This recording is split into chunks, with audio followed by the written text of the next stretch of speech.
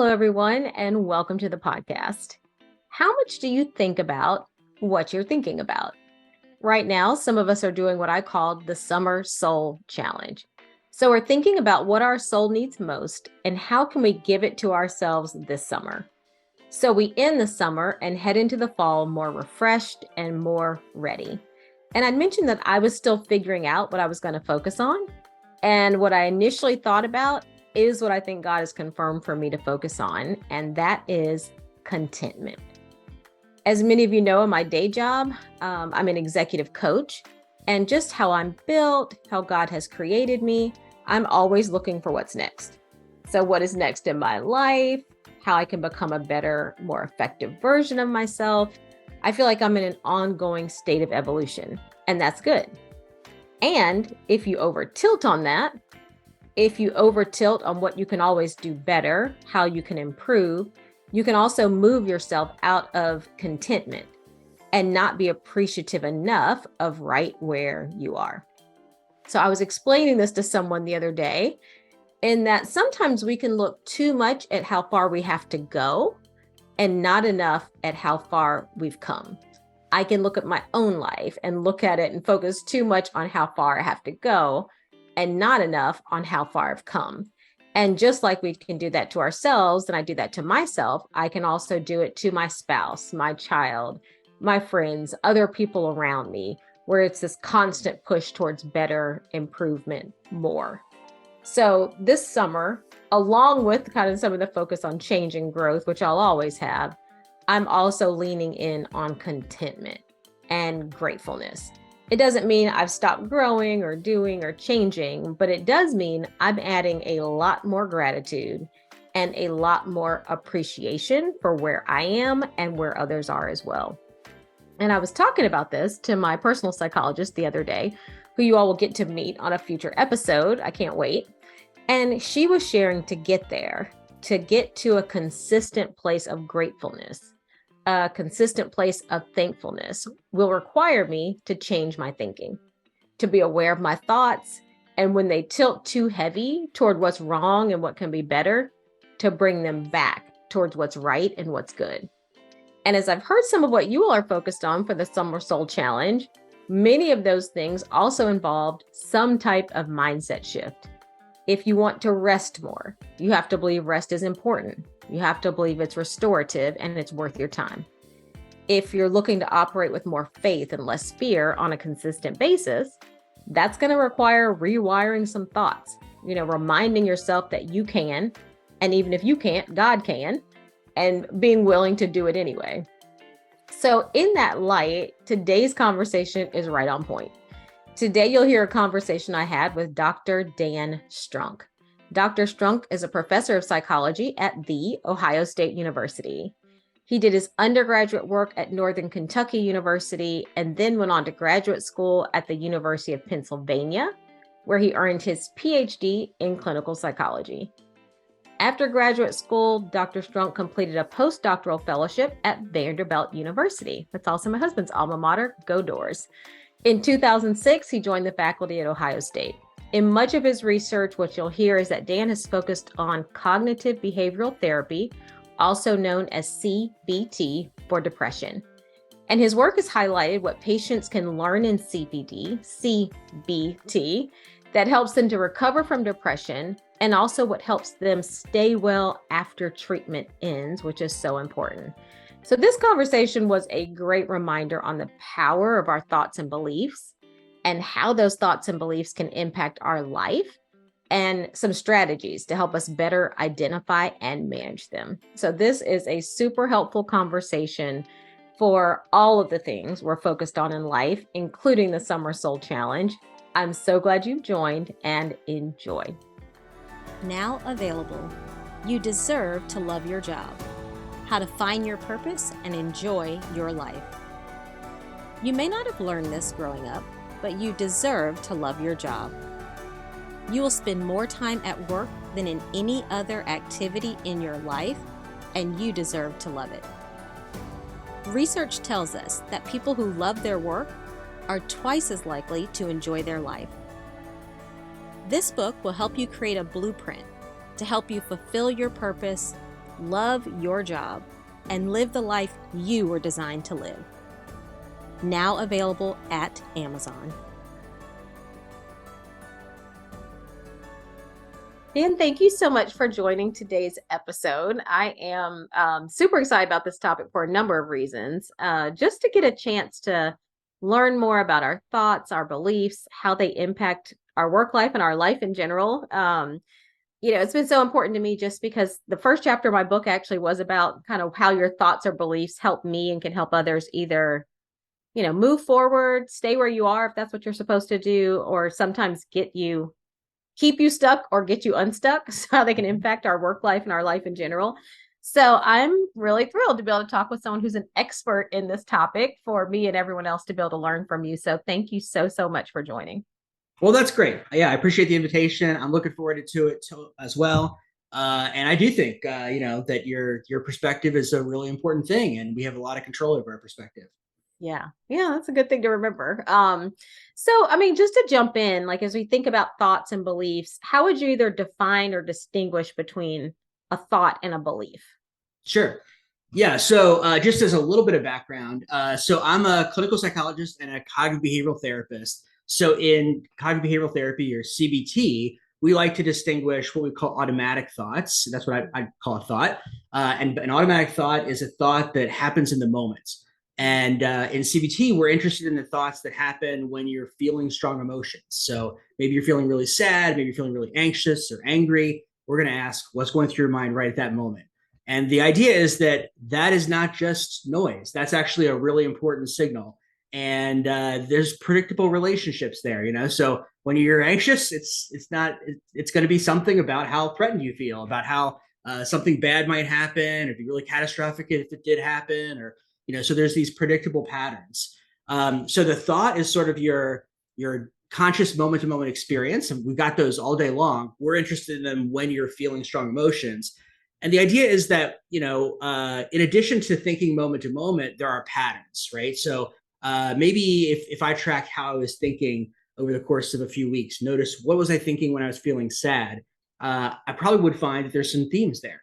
The kinds of things that I think when I'm sad have some stuff in common.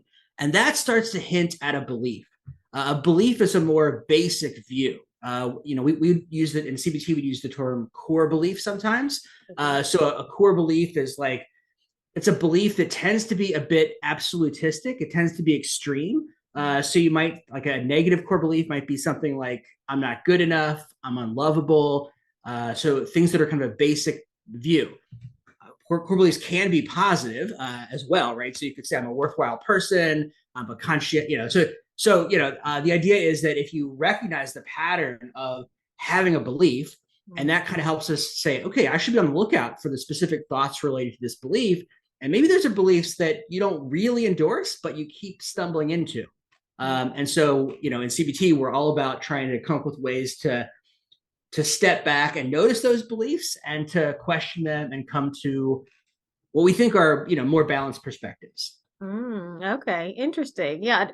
And so, in distinguishing thoughts and beliefs, and even for thoughts, you said you're particularly interested in those thoughts that accompany strong emotions. Mm-hmm. And why is that tie really important for us to pay attention to? Yeah. So, well, first of all, cognitive behavioral therapy is a treatment that's designed to help people with emotional distress. So maybe you're depressed, maybe you're anxious. So whether or not you have clinical depression or whether or not you just have a bad day, these skills are applicable. So the skills are useful generally, and we are interested in those moments because we're trying to kind of take the edge off of your emotional life, right? So if you got some low lows, wouldn't it be nice if those didn't have to be quite so low? And what we find is that when you ask people what they're thinking at moments when they're especially sad or especially anxious, I think this is just part of the human condition, but we tend to think things that are more extreme than are strictly warranted. And the thing that just seems to be true is that our emotional experience is what it is, almost as if that were true. So if I tell myself I'm a loser, I feel like I'm a loser, even if I've fooled myself and I'm really not such a loser. right? Mm. So to let those thoughts and beliefs run unchecked has big emotional consequences. And so that's why we want to be really careful about catching those thoughts and beliefs and saying, hold on a second, I don't want to just let that go and buy into it implicitly. Right. Okay. Yes, that makes complete sense. Yeah, I'm just thinking about that in my own life for sure, how those beliefs can be extreme sometimes, and then how Sure. that extreme belief could impact me or impact others. So I guess it sounds like one key thing is you have to be aware of these thoughts, maybe that are attached to emotions or, the beliefs that you've built up over time.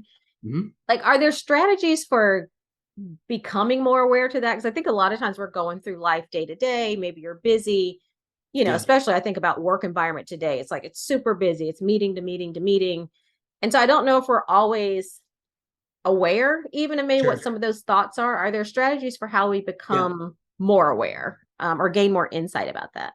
Right. I think a good starting point is to pay special attention to when your mood shifts, right? So if you leave a meeting and you're pretty pissed, you might ask yourself, what's going through my mind right then? And when I just started to shift my emotion, what was I thinking in that moment, right? Like you really want to focus on when the shift happened, when you were feeling worst, whatever the negative emotion is, what was going through my mind right then?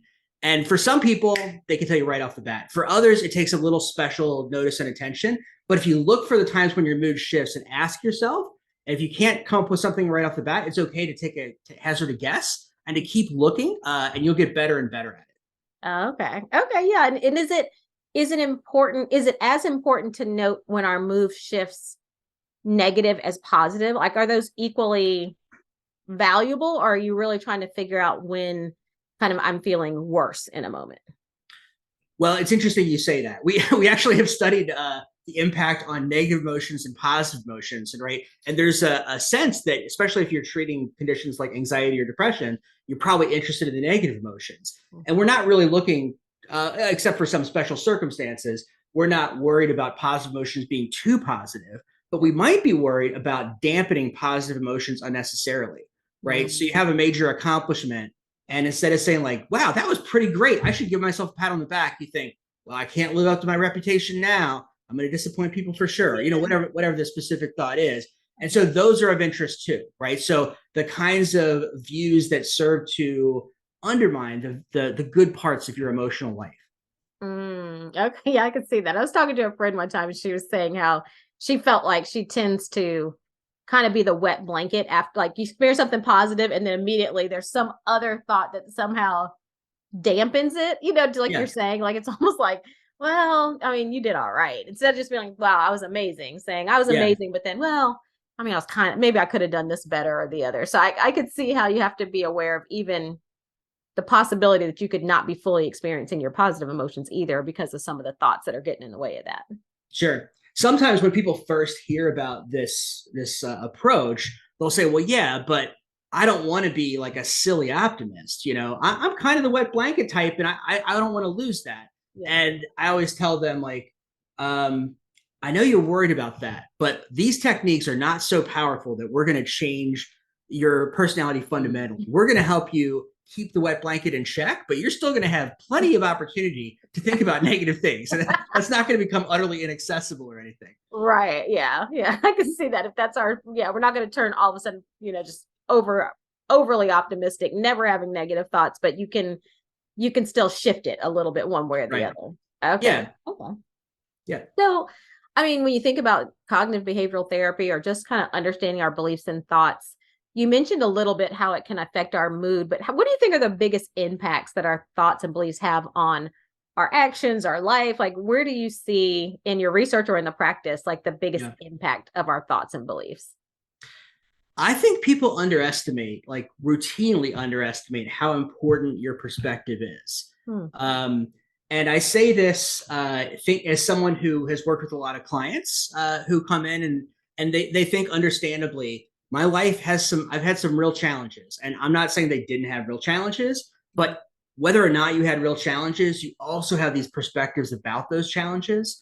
And Hmm. so if you've got real challenges and you add negative perspective, over exaggerated negative perspective, you're in such a more difficult position than to just have negative challenges or a difficult situation.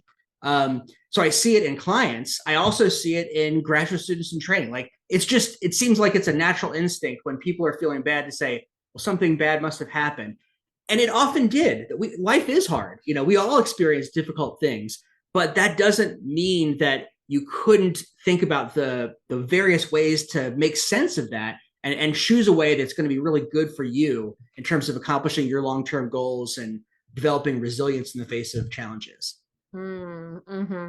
And so it's almost like is it kind of like we don't really understand the power we have over our thoughts? Is that a fair way to think I about think that? that's totally true, right? So you think like people would often say things like, "Well, yeah, but this happened to me," and like I am not suggesting that difficult experiences don't have serious impact, Mm, but people are way more resilient than I think the average person imagines. yeah. And if you underestimate that resilience, you do yourself a disservice. And so these cognitive strategies, behavioral strategies as well, there are ways to take that resilience back and say, hey, I've had some difficult stuff, but that doesn't mean that I can't, whatever it is, overcome it, learn to cope with it, see positive possibilities nonetheless, and not just be sucked into a particular negative view and let it run amok. Mm-hmm. Okay. Okay. Yeah. And I mean, I'm just based on your work and the research. I'm guessing this is something we can change. I think we tend to have a tendency, like you were saying, whether it's the optimism or not, or Yeah. maybe we have a tendency to approach these things either believing we have more power or we don't. Mm-hmm. But I guess with the therapeutic approach, it's something we can change also, I guess. Yeah. Yeah, I mean, definitely, there are individual differences in terms of your propensity to experience negative emotions. So that's definitely something that there's part of temperament. But when we look at people who are experiencing a real rough patch, maybe they're clinically depressed, Mm-hmm. those folks can do better. And you see big changes as people participate in treatment. Of course, they get less depressed, but also their thinking changes correspondingly. So on a whole host of different cognitive measures, they're seeing more positive possibilities. It's not that they're fooling themselves, but they say, yeah, I've had these difficulties, but it doesn't mean that I'm a worthless person. It doesn't mean that there's no potential in my future, right? Often I mean, sometimes it's about what happened, but often it's about the inferences about what it means that something happened. Mm-hmm. Mm-hmm. Yeah, I could see that. I mean, when you think about cognitive behavioral therapy, and I get into this conversation sometimes with my clients, like some people prefer to kind of think about their thoughts and their mindset and their emotions. Other people want a almost like purely behavioral approach, like what Mm-hmm. can I do differently about this? How can I Yeah. act differently about this particular situation? Do you find that one is either more important than the other? One comes first? Like, how do you balance those in terms of cognitive behavioral therapy? How do you balance those Right. two approaches in how we Well, think about our thoughts and things when we're trying to achieve something different? Like, where should we focus? right. For a long time, there was this view in CBT that you should start with the behavioral stuff and shift to the cognitive stuff. Mm, But I think if you look at the literature in totality, what it seems to suggest is you can use either to great advantage. And you don't have there's actually not much evidence. There's a recent study that compared the sequence. It doesn't seem that the order in which you do them matters. We're not all that good at predicting for whom which is going to be successful. So mm, the big signal is find a positive coping strategy and go for it. mm, It could be a behavioral strategy, it could be a cognitive strategy. It's far more important that you have a good, healthy coping strategy than you find the perfect one or the one that's a little bit better than the alternative. We might someday get better at saying, oh, for you, it's going to be a little bit better if you did this. But the big signal seems to be that doing something is so much better than not doing anything. And if there are differences between which one is best for whom, they're probably kind of subtle. Okay. Okay. Yeah. So do something. Do something Yeah, with mindset, actions, do something. And is there, can you, like, for people who may not understand, and even for me, is there an explanation you could give on maybe a problem someone's trying to address and what a behavioral approach might look like and what a kind of cognitive or mindset approach might look like? sure. So let's say you had a project due for work where you needed to write something. Maybe you had to write up a proposal or something like that, and you find yourself procrastinating on it, Yeah. right? So from a behavioral perspective, we would say, okay, that's avoidance. You're putting this off, And that is good for you in the short run, or you imagine it's good for you in the short run because you're imagining it's going to be frustrating. I'm not going to have a great time doing it. But in the long run, it's really not serving you all that well. You chronically worried about it. You got some negative emotions perpetuating, and it's not actually aligned with advancing your goals. You're not getting the project written. So from a behavioral perspective, you might say that's avoidance. I'm going to insert a different behavior in instead of avoidance. So I'm going to break this task up into a manageable part. I'm going to sit down at the computer, and for 5 minutes, I'm going to make positive progress. After that, I could take a step back and decide what the next step is. But that breaking it up is a big thing. Like a lot of times for procrastination, for depression, people put these things off, and because they seem overwhelming. So breaking things up into a small part, it's such a simple idea. But if you really leverage that to its full potential, it can make difficult things so much more manageable. So it really is good advice. So that would be a good strategy. And also, you notice that we're counteracting avoidance instead of saying, hey, this is avoidance. And by saying avoidance, what I mean is this is not in line with my long-term goals, right? So this is a way of valuing the present over the future. I really don't want to do that. I want to pursue my long-term goals. And so that means sitting down and giving it a shot. Right. From a cognitive perspective, we might say, okay, so I have this thought that I could sit down and work on the project, but I have all these negative emotions. I said, what's going through my mind right now? I'm not going to be able to write anything. The proposal's not going to go well. It's not going to be well received. People are going to think that I'm a lousy employee, right? And then we have all these negative automatic thoughts. And so we would say what you do is you pick the ones that are most central, meaning most related to your negative emotion in the moment. And you say, okay, take a step back from that. Is that really fully what's going on? Does this tell the whole story? If you had to pick one question, I think one of the most powerful questions we ask to help people consider a different perspective is, what would you tell a friend in this situation? Because so often we're not that great at thinking differently in our little spot we're in where we're feeling stuck. But if you're thinking, hey, this is my best friend, thinking about them being stuck for a project, you wouldn't say, well, just give up. You're a loser. You might say, you come up with something concrete, and it wouldn't be that you'd lie to them, but it would be that you'd be thinking about their interests and what would be a realistic and healthy perspective for them. But there's a whole variety of things you can do. But you would take on those negative evaluations and say, let's come up with an alternative that I can use to combat those negative views that are preventing me from getting started on the project. Okay, yeah, and I see how both of those could have a positive impact going about either way.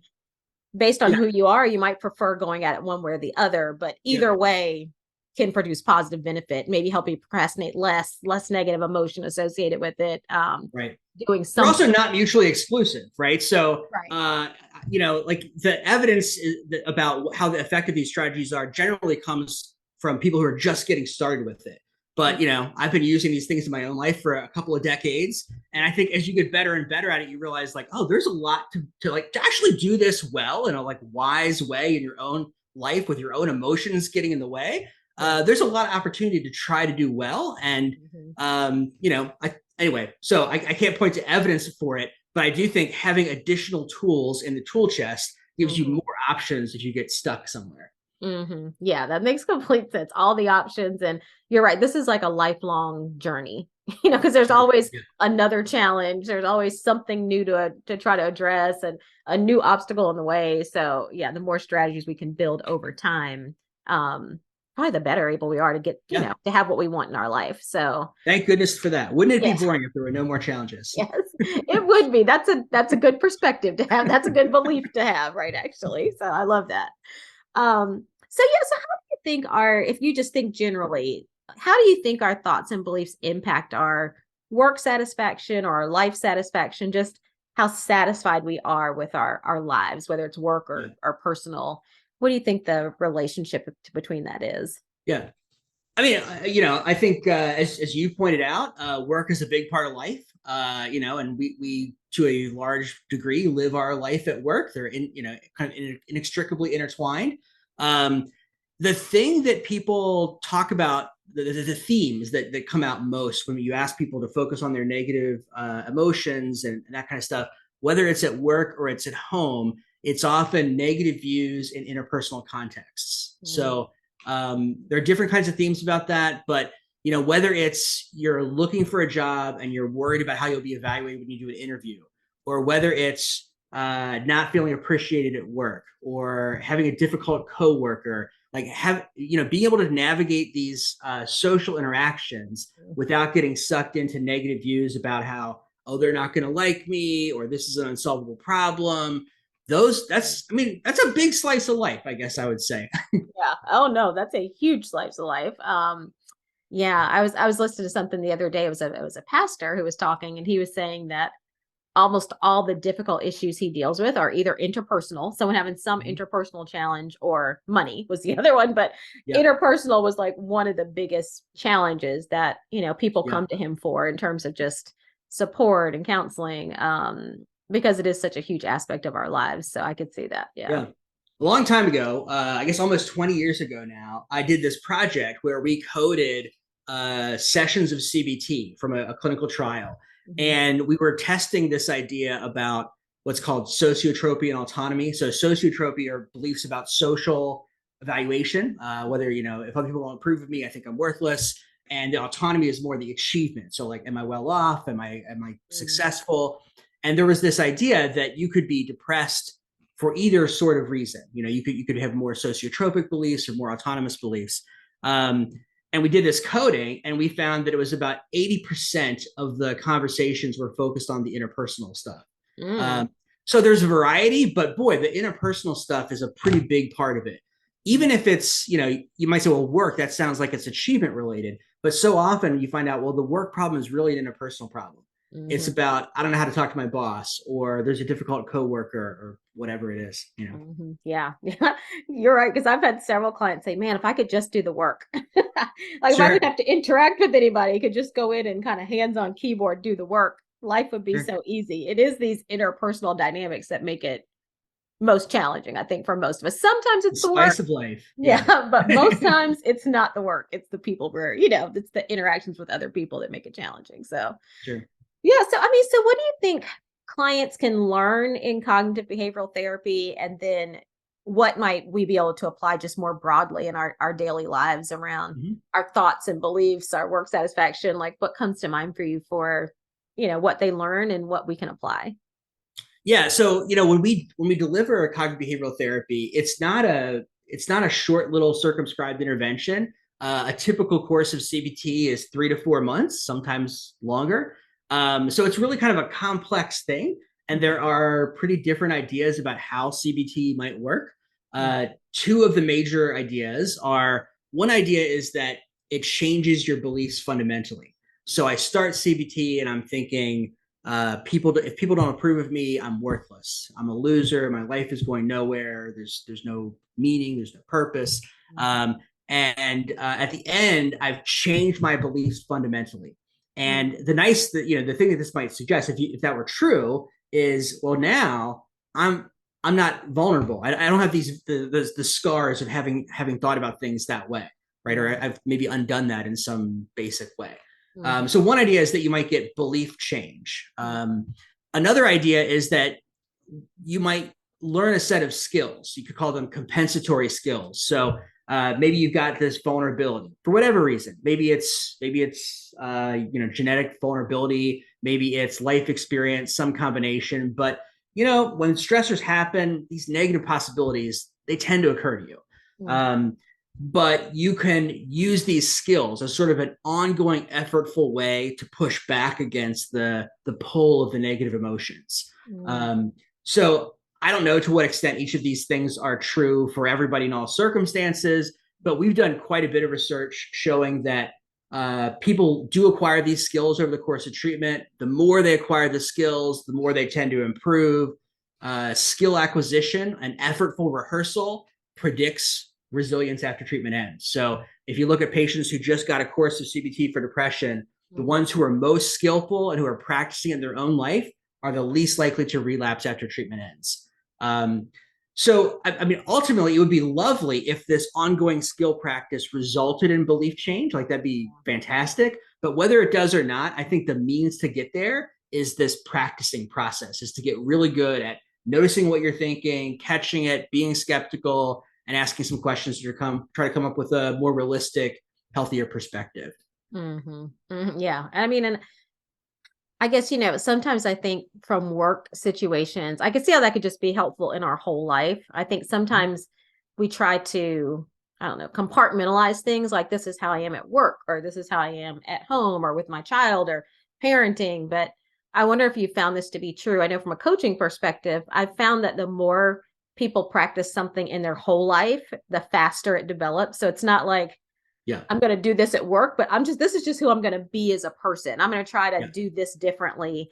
And if they practice it in every facet, to your point about when you said skill acquisition, I was like, yeah, I guess the practice, the repetition, it just seems to develop faster. And I don't know if that's how Totally. Yeah. Perspective. Right. So for example, if you go to your therapy session and your therapist asks you some questions and you say, I hadn't been thinking of it that way, but maybe that is a perspective I'd be willing to try on. That's a good thing, but it's quite a bit better thing if not only does that happen, but between sessions, you start noticing on your own, hey, I'm calling attention to my thoughts in that situation, and I'm going to be skeptical. I'm going to export these skills to real life.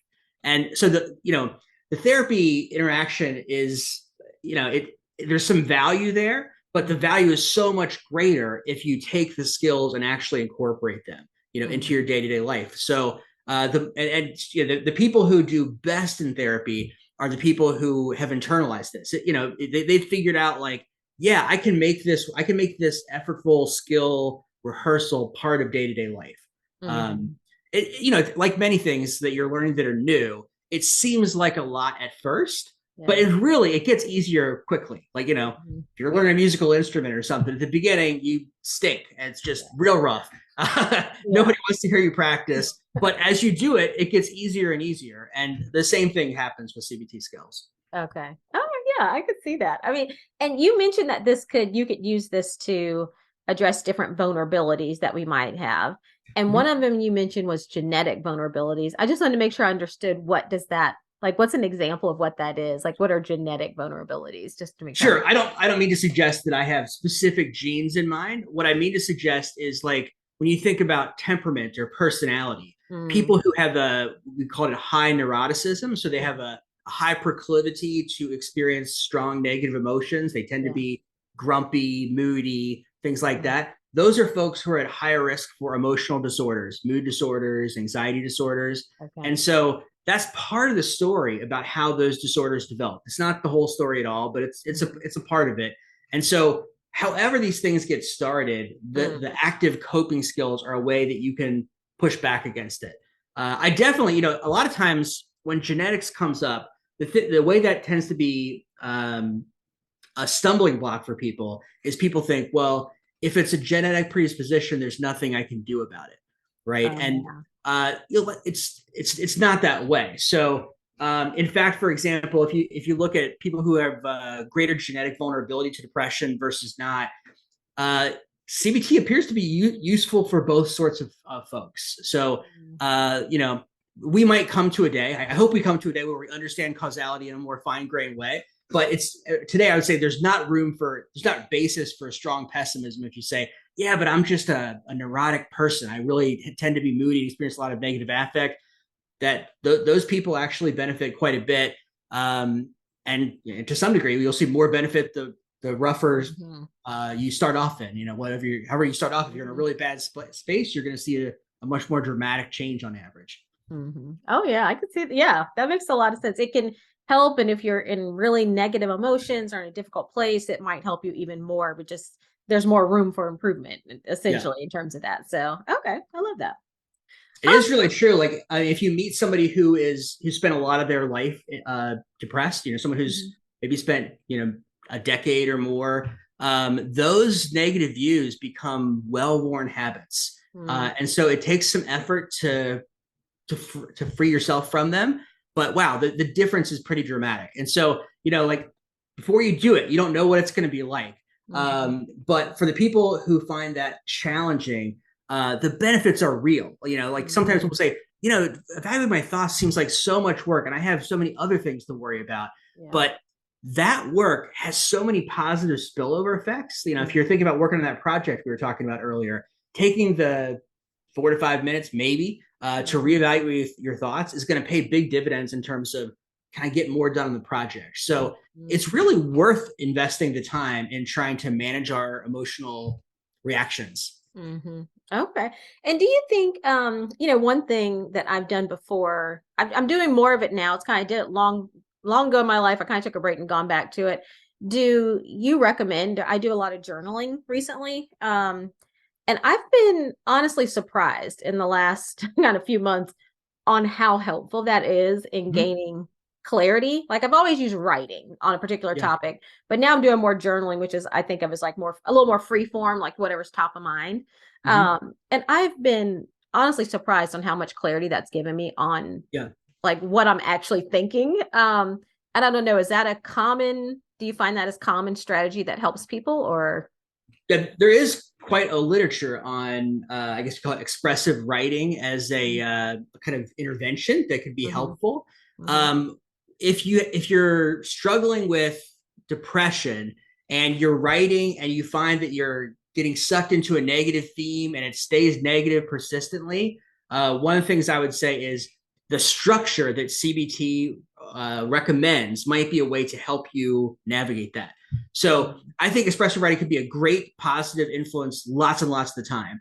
But if you're finding that, yeah, this just gets me in a yeah, dark hole, I just feel yeah, moody and it's worse and worse. yeah. Um, I don't think it's that there's nothing you can do about it, but like, and this by structure, what I mean is instead of just writing, you might write about, the meaninglessness of existence and how the world's going to hell or whatever, Mm, bad things, yeah. and, Uh-huh. instead to really kind of focus on a concrete moment. What are you thinking? What are you feeling? I Mm, think that can be a good way to get unstuck if you find that you're stuck. yeah. Yeah. So it's a tool. It could be used to your benefit. It also could be used to your detriment, depending on how it's being used, I guess. Yeah, I mean, I think on average it's helpful. It's just if you find that this is something that's not good for your mood, I Yeah. wouldn't give up on writing. I would think about how can I structure this using some Mm-hmm. strategies that are going to help shift my perspective. Mm-hmm. Okay. Very helpful. Very helpful. So Dave, before we do kind of the lightning round where I just want to ask you a few questions to let people get to know you better, like any final thoughts for people as they're thinking about their thoughts and beliefs and how that can Yeah. impact their life, like any final thoughts that you'd want to share? I guess my big thought is that you can see benefits doing this, whether it's on a small scale or a large scale. So you don't have to go all the way and sign up for a full course of CBT. If you're not ready to do that, you could get a self help book. Like one of my favorites is Mind Over Mood.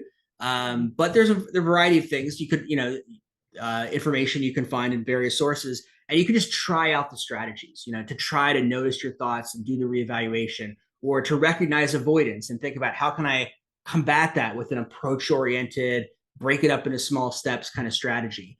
They're really powerful approaches. In some ways, they sound so simple. It's easy to think, well, yeah, it's so simple. Like, how much could that make a difference? But it's simple in one way and it's hard in another. Like the steps are simple, but that doesn't mean it's always easy to follow through. It takes Mhm. it takes some development or some practice to develop those muscles for using these skills. It's worth the effort.